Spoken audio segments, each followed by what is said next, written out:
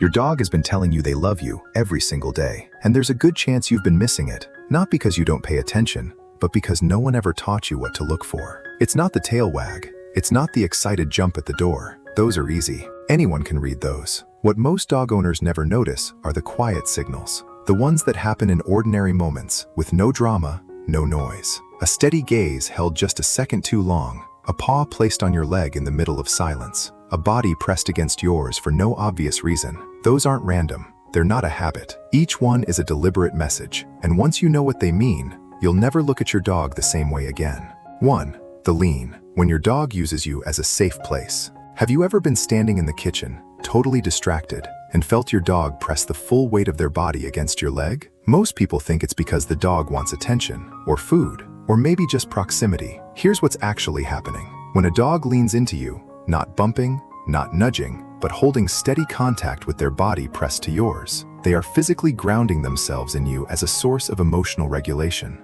Not because they're bored, because you are their safe place, and they need to feel it. A 2015 study from the University of Veterinary Medicine in Vienna found that dogs form secure attachment bonds with their primary humans that are structurally identical to the bonds formed between human infants and their caregivers. What that means is this: your dog doesn't just love you the way we casually use that word. They depend on you the way a child depends on a parent for emotional safety. The lean is your dog saying, "I need to feel that you're here." Think about that for a second. They're not asking for anything. They're just making contact because your presence, your solidity, your warmth, it genuinely steadies them. And here's where it gets even more powerful. Dogs who lean frequently on a specific person are signaling something important. That person is their primary attachment figure, their steady point in an unpredictable world. And by the way, if your dog has ever come to you in complete silence when you were upset or hurting, don't ignore it. We'll get to what that really means at the end, and it's something most owners wish they had understood sooner. 2. The slow blink, a quiet sign of trust. Here's something most dog owners have never been told. Your dog's eye contact isn't random. When your dog looks at you, holds your gaze, and then slowly, deliberately closes their eyes, that's not them getting drowsy. That's not them tuning out. That is one of the most vulnerable things your dog can do in your presence. In the wild, a dog that closes their eyes around another being is lowering their guard completely. They're saying, "I trust you enough not to watch for danger." In a species built for survival, that is not a small thing. Research on canine-human bonding confirms that mutual gaze between dogs and their owners triggers a release of oxytocin in both species. Oxytocin is the same neurochemical associated with mother-infant bonding. When your dog looks at you softly and closes their eyes, they're not just relaxing. Their brain chemistry is literally shifting toward attachment. What makes this even more meaningful is that they don't do this with strangers. They don't do it with just anyone who gives them treats or fills their bowl. That slow blink is reserved, deliberate, and it is directed at you because you have made them feel safe enough to lower every defense they have. Think about that for a second. In a world where your dog's instincts are always running quietly in the background, always scanning, always reading the environment, choosing to close their eyes around you is an act of complete trust. 3. Bringing you things, a quiet way of including you.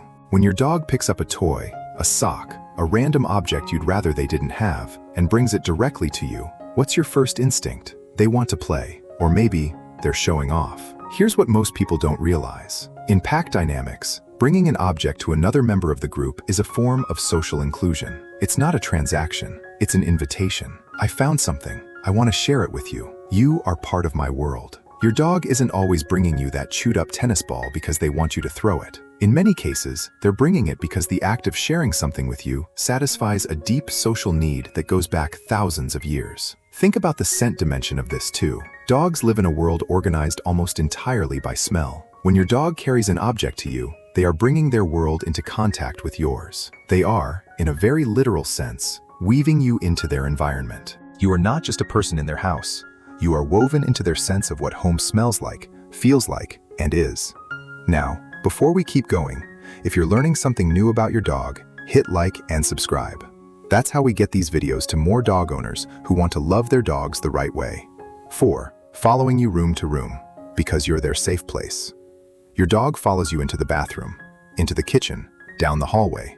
You go, they go. Most owners laugh it off or call it clingy behavior. Here's the evolutionary context that changes everything. In ancestral canine packs, individuals who separated from the group were exposed, vulnerable. in danger. Staying close to trusted members of the pack wasn't just comforting, it was a survival strategy refined over thousands of years of evolution. When domestic dogs follow their primary human from room to room, they are not displaying a neurotic habit. They are expressing one of the most ancient, hardwired loyalties in the animal kingdom. Translated into the human world, it means, where you go is where it's safe. I go there too. Behavioral scientists who study canine social behavior describe this as proximity seeking, a behavior that, in wolves and wild dogs, was strictly reserved for trusted pack members. Your dog has extended that instinct to you. Not to everyone in the house, not to every visitor who walks through the door, to you. What makes this even more meaningful is the selectivity of it. Dogs who shadow a specific human have made a decision, conscious or not, that this person is their safe zone, their home, in a living, breathing form.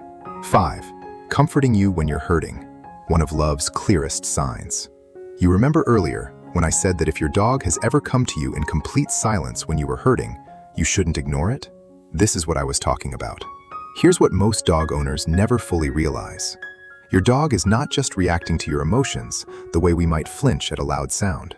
Studies in canine empathy research show that dogs are capable of identifying human emotional states through facial expression, body posture, and vocal tone, and then orienting specifically toward the person who is distressed. In plain terms, when you are sad, your dog knows, and they come to you on purpose. This is where most owners get it wrong. They see it as instinct, automatic, reflexive, almost accidental. But this behavior is learned, chosen, and emotionally motivated. Your dog has spent years watching you, paying attention to you, understanding you well enough to recognize when you are not okay, and deciding that their place, in that moment, is beside you. That is not a pet responding to a cue. That is a relationship. Think about that for a second. In a world where your dog cannot speak, cannot send a message, cannot explain how they feel, they do this. They come to you quietly. They sit close. They stay, without being asked, without expecting anything in return. So the next time your dog leans their weight against you, follows you down the hallway, or rests their head on your leg in the middle of an ordinary afternoon, don't just conclude it as something dogs do. Recognize it for what it is. Your dog has no words. They cannot say, "I feel safe with you." They cannot say, "I chose you." They cannot say, "I'm here because you matter to me." But they are saying all of those things, every single day, in the only language they have. That lean isn't clinginess. That slow blink isn't tiredness.